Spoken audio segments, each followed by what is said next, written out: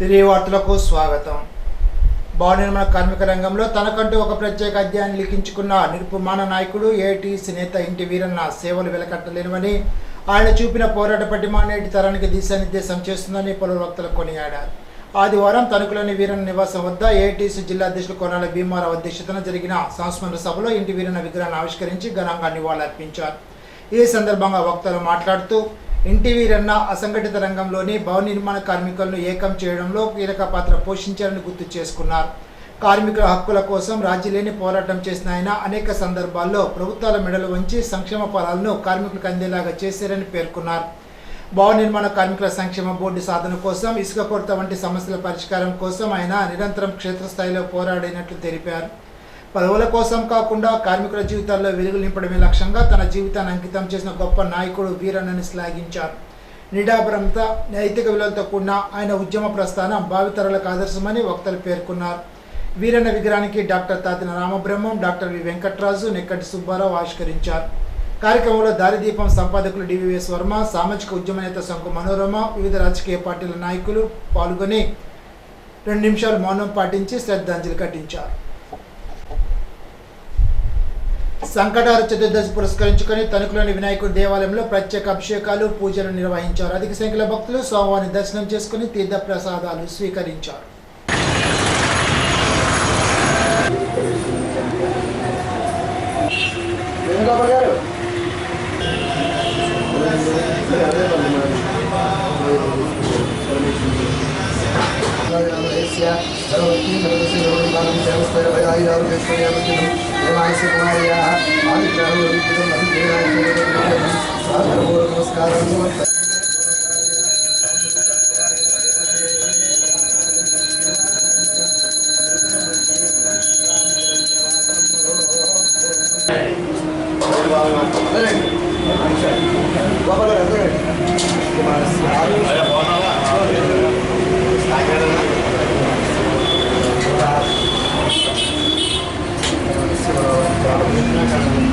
భారత మాజీ ఉప ప్రధాని బాబు జగజ్జీవన్ జీవితం స్ఫూర్తిదాయకమని వైఎస్ఆర్సీపీ పట్టణ అధ్యక్షులు మార్సిటి శేషగిరి అన్నారు. జగజ్జీవన్ 119వ జయంతి సందర్భంగా ఆదివారం మాజీ మంత్రి కారుమూరి వెంకటనాగేశ్వర ఆధ్వర్యంలో తణుకు వైఎస్ఆర్సీపీ కార్యాలయంలో జగజ్జీవన్ విగ్రహానికి పార్టీ శ్రేణులు పూలమాలలు వేసి నివాళులర్పించారు. ఈ సందర్భంగా శేషగిరి మాట్లాడుతూ బడుగు బలహీన వర్గాలకు ఎనలేని సేవలు చేసిన మహనీయుడని అన్నారు.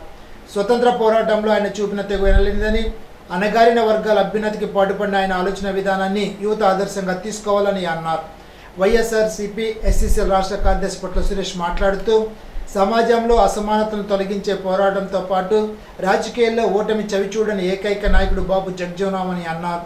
కార్యక్రమంలో పార్టీ పబ్లిసిటీ వింగ్ జిల్లా అధ్యక్షుడు జల్లూరు జగదీష్, కొత్తపల్లి చరణ్, నూకల కనకదుర్గ, షేక్ జిలానీ, జంగం ఆనంద్ కుమార్ తదితరులు పాల్గొన్నారు. బాబు జగజ్జీవన్ రావు గారి జయంతి సందర్భంగా 118వ జయంతి సందర్భంగా వైఎస్ఆర్ కాంగ్రెస్ పార్టీ తణుకు నియోజకవర్గ పార్టీ కార్యాలయంలో మాజీ మంత్రివర్యులు కారుమూరి నాగేశ్వరరావు ఆదేశాల మేరకు పార్టీ అభిమానులు, కార్యకర్తలు అందరూ కూడా ఆయనకి ఘనంగా నివాళులు అర్పించడం జరిగింది. జగజ్జీవన్ రావు గారు మన భారతదేశానికి ఉప ప్రధానిగా చేసి బడుగు బలహీన వర్గాల కోసం ఎనలేని సేవ చేసి ఇవాళ వారి అందరిలోనూ ఆరాధ్య దైవంగా నిలిచిన మహోన్నత వ్యక్తి. ఆయన్ని స్మరించుకుంటూ ఆయన ఆశయాలకు అనుగుణంగా బడుగు బలహీన వర్గాలకి ఉన్నతికి కృషి చేస్తూ వైఎస్ఆర్ కాంగ్రెస్ పార్టీ కూడా ఆ విధంగానే ముందుకు వెళ్తుంది. ఆయన కూడా మరి బాబు జగజ్జీవన్ గారు అది ఓపెన్ అని చెప్పారు. గతంలో కూడా మనం చదువుకోవడం జరిగింది. అదేవిధంగా అది కాకుండా సమాజంలో అసమానతల కోసం పనిచేసిన వ్యక్తి. అదేవిధంగా స్వతంత్ర సమరయోధుడు ముందని. అదేవిధంగా వాళ్ళ కుటుంబమే ఒక రోల్ మోడల్ ఈ రాజకీయానికి. మరి వాళ్ళ అమ్మాయి కూడా స్పీకర్ చేయడం, మేరా కుమార్ కూడా స్పీకర్ చేయడం జరిగింది. అంటే అసమానతలు ఉన్న రోజుల్లో ఆయన పోరాటం చేసి సమానత కోసం పడిన వ్యక్తి మరి బాబు జగజ్జీవన్ రావు. రైల్వే శాఖలో అనేక మార్పులు, అనేక శాఖలు తీసుకున్న వ్యక్తి. అంటే రాజకీయాలు ఓటమి ఎరగిన వ్యక్తి ఎవరంటే బాబు జగజ్జీవన్ రావు. ఆయన ఎప్పుడు పొడిచినా ఓటమి ఎప్పుడు సరిచూడలేదన్నమాట. అన్ని విజయాల గురించి అనేక శాఖలు, అనేక మంత్రి, వ్యవసాయ శాఖ మంత్రి, రైల్వే శాఖ మంత్రి, అనేక మంత్రులు అనుభవించిన వ్యక్తి. అలాంటి వ్యక్తి మరి బాబు జగజ్జీవన్ యొక్క ఆశయాలు తీసుకునే విధంగా అందరం ముందుకెళ్ళాలని తెలియజేస్తున్నాం. మిత్రులారా, జై భీమ్, జై భారత్. అమర హే బాబు జగజ్జీవన్ రావు, అమర హే బాబు జగజ్జీవన్ రావు, అమర హే. తణుకు క్రీస్ టౌన్ లూథరన్ చర్చ్ ఆధ్వర్యంలో ఈస్టర్ పండుగను ఘనంగా నిర్వహించారు. ఎం సంజీవి అబ్రహం ప్రార్థనలు చేశారు. పేరిస్ పాస్టర్ పి వినోద్ ప్రేమ్ కుమార్ ఆరాధన నిర్వహించారు. నరసాపురానికి చెందిన డాక్టర్ ఎం న్యూట్షన్ బాబు వాక్య పరిచయం చేశారు. పి నిర్మలా దత్, ఆర్ఎల్డిఎల్ జోయల్, మధ్య ప్రదీప్ ప్రత్యేక పాటలు పాడారు. పెద్ద సంఖ్యలో క్రైస్తవులు ఈ కార్యక్రమంలో పాల్గొన్నారు. ఏకైక ఖాళీ సమాధి ఏదైనా ఉందంటే అది ఖాళీ సమాధి. యేసుక్రీస్తు ప్రభువు ఒక్కరే ప్రపంచంలో భూలోకంలో చనిపోయి తిరిగి లేచినటువంటి వాడు. ఆయన ఎలా వచ్చాడో, ఎలా జీవించాడో, ఎలా ఉన్న గొప్ప కార్యాలు భూలోకంలో చేశాడు, ఇవన్నీ చెప్తూ ఆయన పునరుత్థానుడై తిరిగి లేచినటువంటి వాడు. మన దేవుని దగ్గరికి తీసుకురావడానికి, మన విశ్వాసాన్ని, మన భక్తిని, మనకు దేవుల్లో ఉన్నటువంటి ఆ నమ్మకత్వాన్ని రూఢి చేయడానికి ప్రభువైన యేసుక్రీస్తు వారు తిరిగి లేచినటువంటి వాడని దైవ గ్రంథం చదువుతున్నప్పుడు మనం అర్థం చేసుకుంటాం.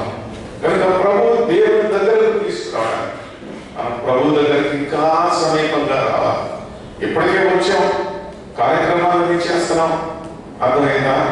మనకి క్రిస్మస్ ఆనందం తెలుసు, కానీ పునరుద్ధాన శక్తి తెలియదు.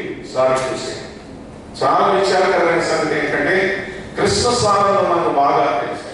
ఎంత ఆడంబరంగా ఉంటుందో, ఎంత సంతోషంగా జరిపించుకుంటామో ఆనందం తెలుసు, కానీ పునరుద్ధాన శక్తి, ఆయన చనిపోయి తిరిగి లేచినటువంటి పునరుద్ధారుడైన యేసుక్రీస్తు వారి యొక్క శక్తిని ఇంకా క్రైస్తవ సార్వత్రిక సంఘం గ్రహించాలి.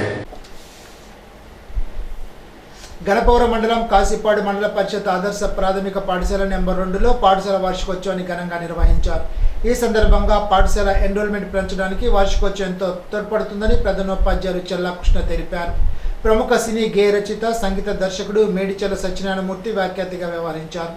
దేశభక్తి గేయాలు, జానపద గేయాలు, జానపద నృత్యాలు, ఏకపాత్రాభినయాలు, నాటికలు విద్యార్థులు ప్రదర్శించారు. ముఖ్య అతిథిగా పిప్పర్ జెడ్పీ హెచ్ఎస్ క్లస్టర్ ప్రధానోపాధ్యాయులు పీజే వెంకటేశ్వర్లు పాల్గొన్నారు. కార్యక్రమంలో రిటైర్డ్ ఎంఈఓలు బి శేషు, ఏవి రామరాజు, కనపురం భారత ప్రధానోపాధ్యాయులు జి వీరవేణి, మండల ఉపాధ్యాయులు పాల్గొన్నారు. ఈ సందర్భంగా పాఠశాలలో పనిచేసిన పూర్వ ఉపాధ్యాయులకు సన్మానం చేశారు. వివిధ అంశాల్లో ప్రతిభ కనపరిచిన విద్యార్థులకు బహుమతులు అందజేశారు. పాఠశాల విద్యా కమిటీ చైర్మన్ వారా విజయ్ కుమార్, వైస్ చైర్మన్ రాజ్యలక్ష్మి అనిల్ సహకరించారు.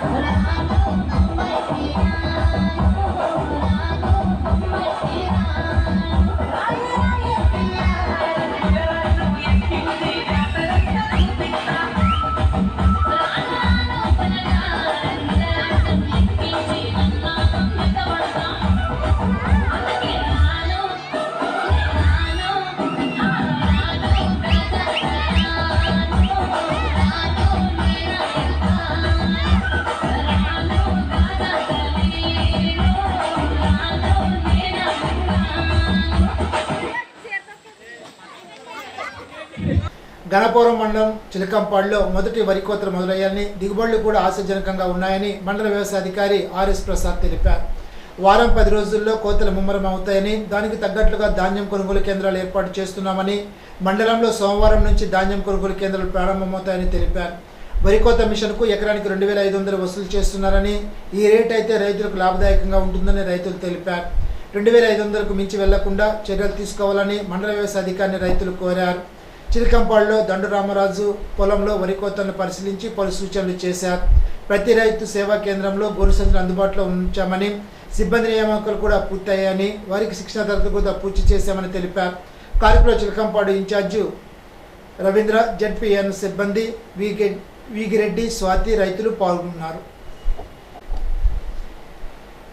పాలకొల్లో మంత్రి నిమ్మల రామానాయుడు ఆధ్వర్యంలో ఘనంగా బాబు జగ్జీవనం జయంతి వేడుకలు నిర్వహించారు. బాబు జగ్జీవన విగ్రహానికి పూలమాల వేసి నివాళులర్పించారు.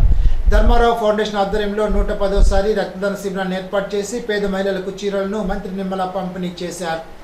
సామాజిక సమానత్వం కోసం, అణగారిన వర్గాల అభ్యున్నతి కోసం నిరంతరం పోరాడిన మహానుభావుడు జగ్జీవనరామని కొనియాడారు.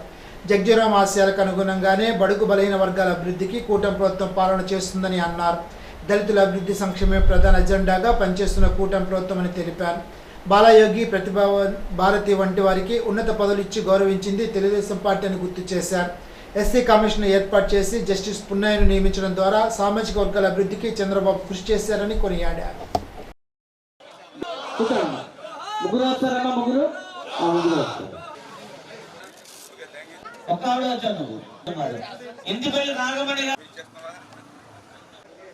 నాగమణి గారు, కళ్యాణి గారు, గారు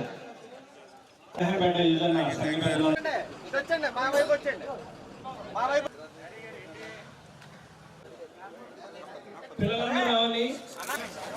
2 నిమిషాలు.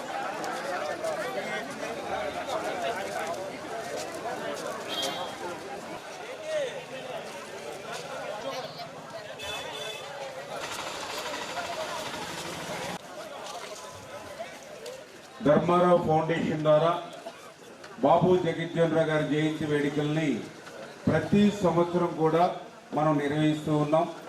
అటువంటి డాక్టర్ బాబు జగజ్జీవన్ రావు గారి జయంతి వేడుకల సందర్భంగా రక్తదాన శిబిరం, ఈరోజు కూడా 110వ రక్తదాన శిబిరం, అదేవిధంగా పేదలకు సహాయ కార్యక్రమాలు కూడా నిర్వహించుకుంటాం. చాలా సంతోషం అని చెప్పి ముందుగా మీ అందరికీ కూడా తెలియజేసుకుంటూ, డాక్టర్ బాబు జగజ్జీవన్ రావు గారు మనందరికీ కూడా ఒక స్ఫూర్తి ఆయన.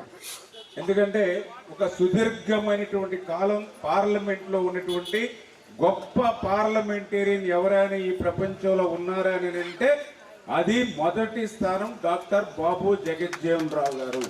ఒక రకంగా చెప్పాలని అంటే డాక్టర్ బాబు జగజ్జీవన్ రావు గారు సమర్థవంతంగా ఆయన ఆ రోజు నిర్వహిస్తున్నటువంటి శాఖలను చూసి ఖచ్చితంగా భారతదేశానికి ప్రధానమంత్రి అయ్యేటువంటి అన్ని అర్హతలు కూడా డాక్టర్ బాబు జగజ్జీవన్ రావు గారికి ఉన్నాయి ఆ రోజు.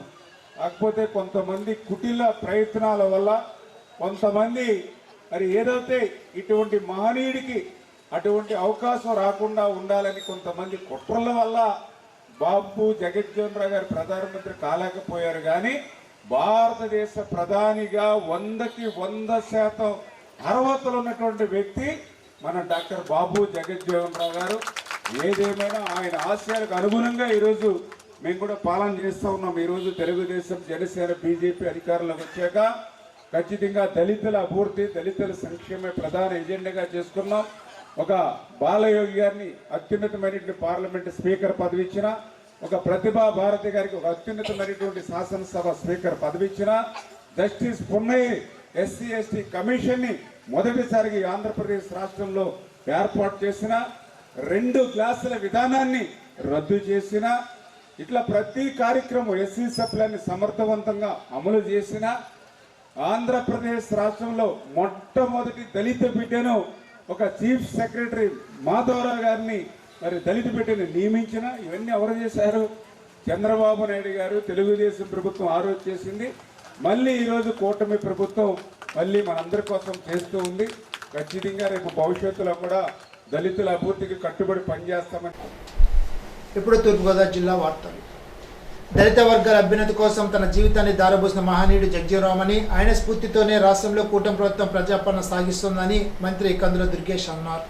స్వతంత్ర సమరయోధులు, సామాజిక విప్లవకారుడు, భారతదేశ మాజీ ఉప ప్రధాని బాబు జగజ్జీవన్ 119 జయంతి సందర్భంగా నిడదవోలు రూరల్ మండలం కంసాలిపాలెంలో పర్యటించిన మంత్రి కందుల దుర్గేష్ బాబూజీ విగ్రహానికి పూలమాల వేసి ధన్యవాదాలు అర్పించారు. ఈ సందర్భంగా మంత్రి కందుల దుర్గేష్ మాట్లాడుతూ, స్వతంత్రానికి పూర్వం ఉద్యమకారుడిగా, అనంతరం భారత రక్షణ, వ్యవసాయ శాఖల మంత్రిగా బాబు జగజ్జీవన్ చేసిన సేవలు అజిరామమని కొనియాడారు.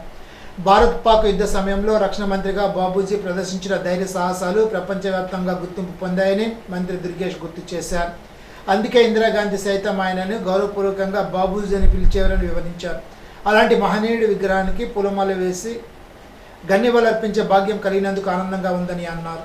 బాబు జగజ్జీవన్ జయంతి పురస్కరించుకొని కంసాలిపాలెం గ్రామాభివృద్ధికి మంత్రి కందుల దుర్గేష్ పలు హామీలు ఇచ్చారు. దళిత వర్గాల కోసం 3-4 నెలల్లో కమిటీ హాల్ నిర్మాణాన్ని పూర్తి చేస్తామని అన్నారు.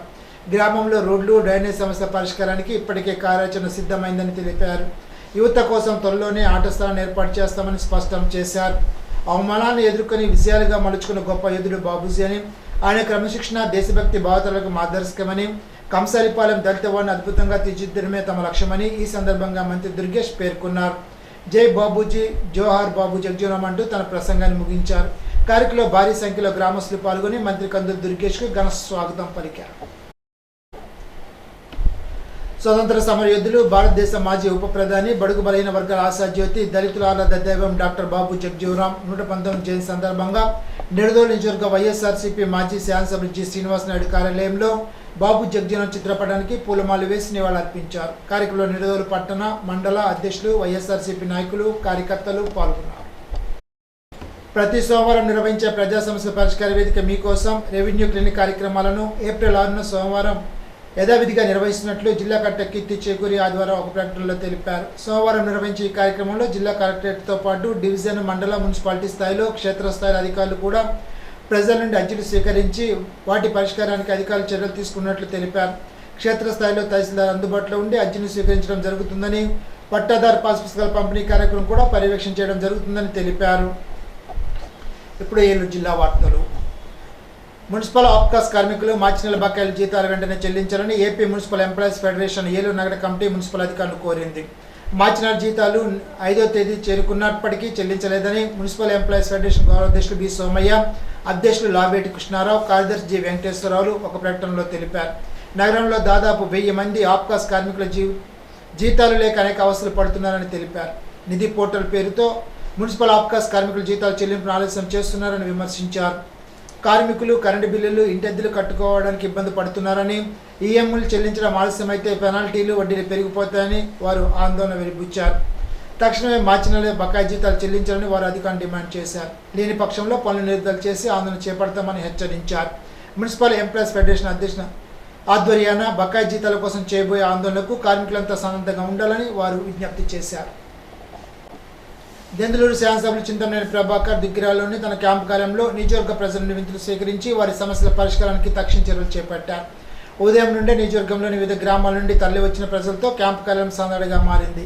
ప్రతి ఒక్కరిని ఆప్యాయంగా పలకరిస్తూ వారి సమస్యలను స్వయంగా అడిగి తెలుసుకున్న ఎమ్మెల్యే సంబంధిత అధికారులతో ఫోన్లో మాట్లాడి సమస్యల పరిష్కారానికి ఆదేశాలు జారీ చేశారు.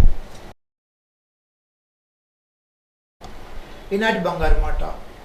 ప్రశాంతవంతమైన మనసుతో ఉండేవారికి ఏ పని అయోమయంగా అనిపించదు.